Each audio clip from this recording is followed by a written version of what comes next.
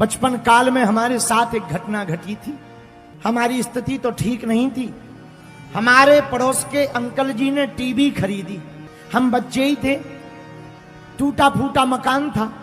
उसी में माताजी, हम, पिताजी, हमसे छोटी बहन और भाई रहते थे। बिल्कुल सत्य घटना बता रहे हैं अपनी जिंदगी की। पड़ोस के अंकल जी ने टीवी खरीदी भैया, तो हम बच्चे ही थे, छोटे थे।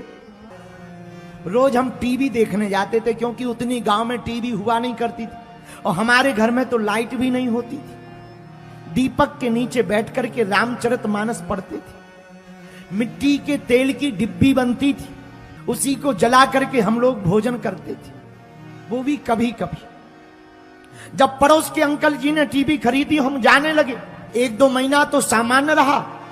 2 महीना बाद उन्होंने हमें देख करके टीवी बंद कर दी और हम जैसे ही बाहर निकले तो फिर चालू कर दी।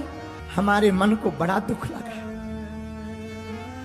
बाहर अंधेरा था, रोना आ गया, लेकिन हमने उनको कुछ नहीं कहा कि आज से तुम्हारे घर नहीं आएंगे, तुम्हारे दरवाजे पर नहीं आएंगे, या तुम्हारी टीवी तुम्हें बड़ा घमंड आ गया, अभिमान आ गया। ऐसा कुछ नहीं कहा। मन ही मन में आंसू खूब रोन फूट पड़े।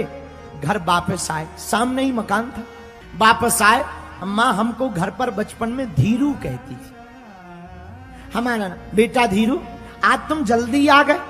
हमने कहा हाँ माँ, आज कार्यक्रम ठीक नहीं आ रहा था, सीरियल ठीक नहीं आ रहा। माँ को लगा होगी कोई बात। हमारा जो पुराना मकान अभी भी है, उसी मकान के पीछे एक नाला है। नाले के किनारे बैठ गए और खूब रोए।